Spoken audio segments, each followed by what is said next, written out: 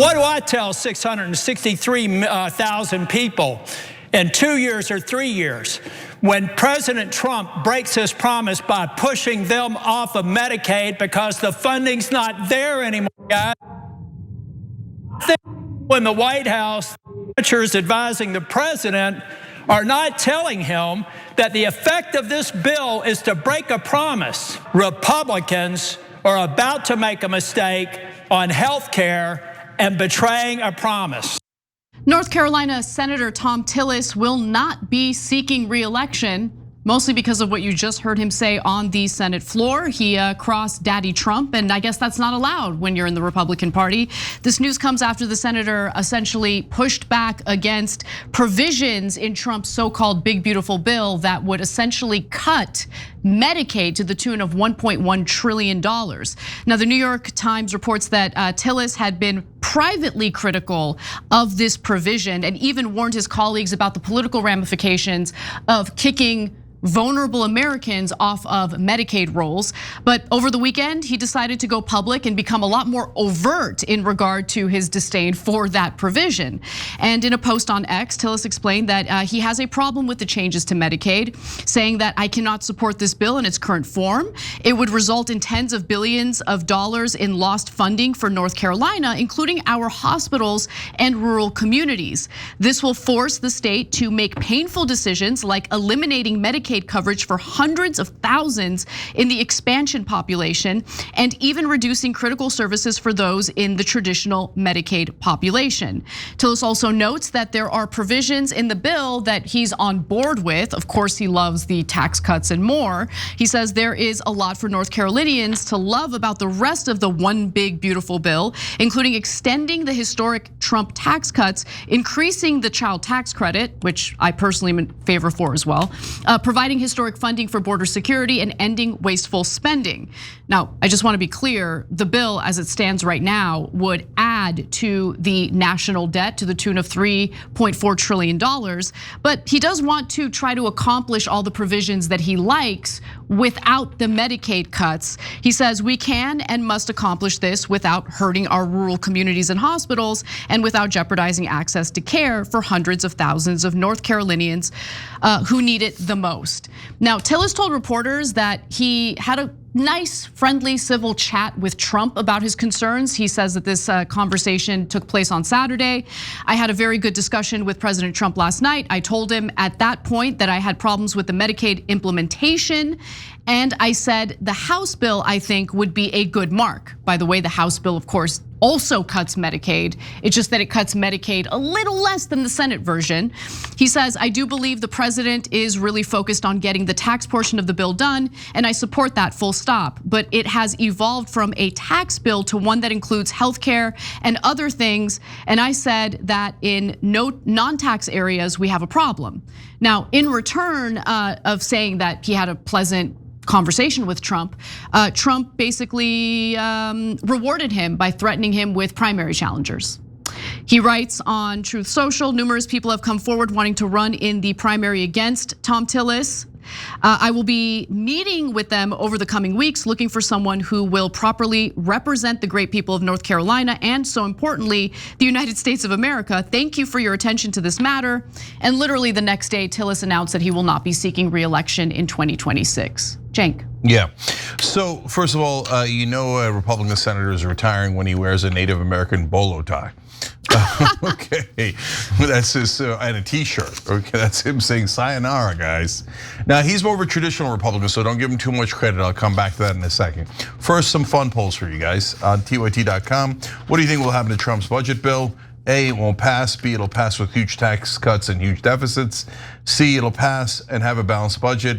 Laugh along with me. D, it'll pass because they'll take out the tax cuts. Laugh along with me. Okay, so that's on TYT.com. Curious what you guys think about that. During the live chat, we also have a poll up in the live chat. Is Thom Tillis leaving the Senate good for Democrats or Republicans or no one? It's clearly good for Democrats, in my opinion, but there's an asterisk in there because it's a Republican-held seat. North Carolina is a purple state at this point. Thom Tillis being considered and labeled by mainstream media as more moderate has a better chance of holding that seat. they'll probably pick a radical in their primary and then have an excellent chance of losing it. But even if they don't pick a radical, they still stand a pretty good chance of losing that seat once you remove the incumbent. So that definitely helps the Democrats. Now back to the Republicans. I don't mind Trump doing these primaries. And this one is actually a perfectly legitimate one because normally he does it if he feels offended for whatever reason personally. Like, oh, that guy said something about my hair or my orange tan. That's it, primary him, right? Or the slightest little provocation. No, this is him trying to pass his bill and saying, if you don't vote for my bill, I'm gonna primary you.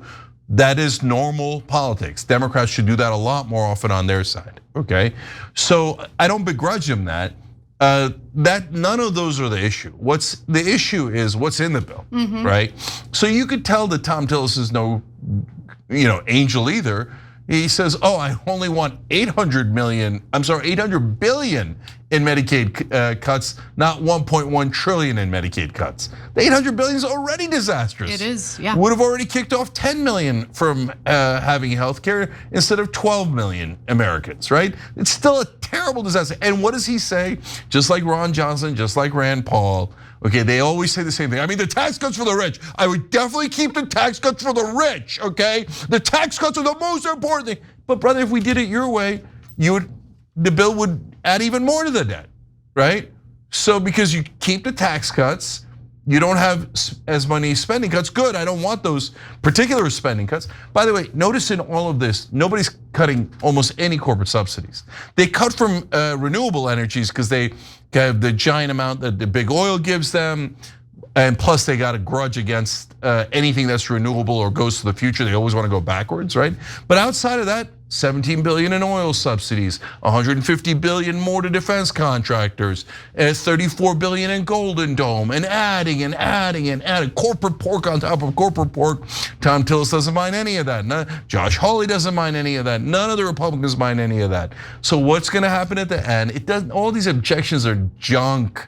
It's all theater. It is all theater. I've seen it play out so many. Every time a Republican president gets into office, we have this fake theater, and at the end, they pass a bill with giant tax cuts for the rich that cuts from the poor and the middle class, and at the end adds $2 to $8 trillion to the debt. In this case, it looks like it's going to be around 3 to 4 trillion.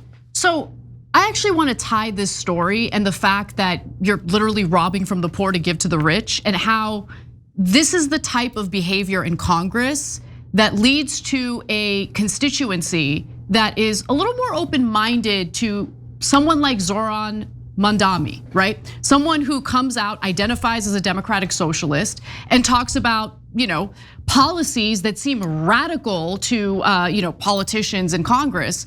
But to the American people, it's like, all right, well, we've been dealing with neoliberalism for how long? Okay, nothing's trickling down on us. They keep robbing from us. Taxpayers see their resources go toward endless wars in the Middle East, endless weapons to Israel with no debate whatsoever, right? We're talking about tens of billions of dollars. And in the meantime, Congress is nickel and diming the American people, especially the most vulnerable among us. So if you don't understand the rise of a candidate like Mamdani, this is at the heart of it.